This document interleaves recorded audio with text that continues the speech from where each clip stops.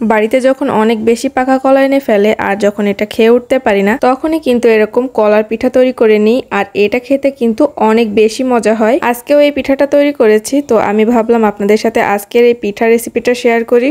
এখন থেকে কলা বেশি পেকে গেলে আর সেই কলাগুলো কিন্তু ফেলে দিবেন না, এইভাবে পিঠা তৈরি করে নেবেন, অনেক বেশি মজা হবে। তো চলেন রেসিপিটা শুরু করি। তো প্রথমে কিন্তু এখানে আমি কিছু পাকা কলা নিয়ে নিয়েছি। এখানে কিন্তু সাগর কলা আছে, আবার বর্তমান কলাও কিন্তু এখানে আছে।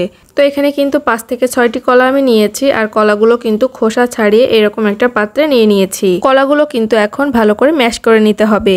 তার জন্য একটা কাঁটা চামচ নিয়েছি, আর কাঁটা চামচ দিয়ে কিন্তু সব কলাগুলো ভালো করে এরকম ম্যাশ করে নিলাম। এটা কিন্তু একটু বেশ সময় ধরেই করে নিতে হবে। কলাগুলো ভালো করে ম্যাশ করা শেষ। এখন এখানে দিয়ে দিচ্ছি পরিমাণ মতো লবণ, দিয়ে দিচ্ছি হাফ কাপ চিনি, আর সাথে দিয়ে দিচ্ছি গুঁড়া দুধ। তো গুঁড়া দুধ কিন্তু এখানে আমি দিয়ে দিচ্ছি 2 টেবিল চামচ। তো আপনারা চাইলে আর একটু বেশিও দিতে পারেন। তো এখন এগুলো দিয়ে কিন্তু ভালো করে এটা মিশিয়ে নিচ্ছি। এই ফাঁকে একটা কথা বলে রাখি, আপনারা যদি একটু বেশি কলা দিয়ে এই পিঠাটা তৈরি করতে চান তাহলে কিন্তু সব কিছুর পরিমাণ একটু বাড়িয়ে দিবেন। তো এটা কিন্তু ভালো করে মেশানো শেষ। এখন এটাতে আমি দিচ্ছি দুধ। তো গরুর দুধ কিন্তু আগে থেকে জাল করে ঠান্ডা করে নিয়েছি, সেই দুধটাই কিন্তু এখানে দিয়েছি। তো দুধটা কিন্তু অল্প পরিমাণে দিয়েছি, দেখতেই পেয়েছেন। তো এখন এটা ভালো করে মিশিয়ে নিয়েছি। চিনিটা যখন প্রায় গলে এসেছে তখনই কিন্তু এখানে দিয়ে দিয়েছি 2 কাপ আটা। এখানে আমি গমের আটা ব্যবহার করেছি, আপনারা চাইলে এখানে ময়দাও ব্যবহার করতে পারেন। তো আটাটা দেওয়ার পরে কিন্তু বেশ সময় ধরে ভালো করে এটা মিশিয়ে নিয়েছি। যখন এর ঘনত্বটা ঠিক এমন হয়েছে তখনই কিন্তু আমি এটা মেশানো বন্ধ করে দিয়েছি।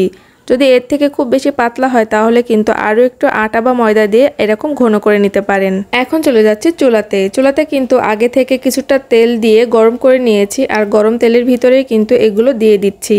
প্রথম ব্যাচ যখন আমি ভেজেছি তখন কিন্তু তেলটা একটু কম গরম হয়েছে, তার জন্য কিন্তু এই পিঠাগুলো বেশি একটা ফোলেনি। তো আপনারা চেষ্টা করবেন তেলটা যখন ভালোভাবে গরম হয়ে আসবে তখনই এগুলো দেওয়ার।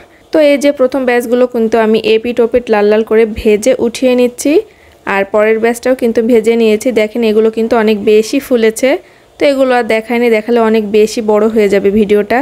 একইভাবে কিন্তু আমি সবগুলো পিঠা এপিট ওপিট লাল লাল করে ভেজে তেল ঝরিয়ে উঠিয়ে নিয়েছি। তো দেখেন এই পিঠাগুলো দেখে কিন্তু বোঝা যাচ্ছে না যে এটা আমি কলা দিয়ে তৈরি করেছি।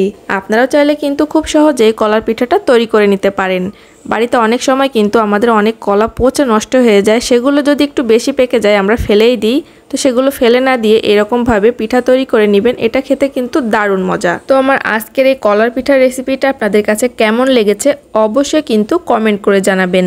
যদি ভালো লেগে থাকে তাহলে লাইক, কমেন্ট, শেয়ার করে পাশেই থাকবেন। সবাইকে অনেক অনেক ধন্যবাদ।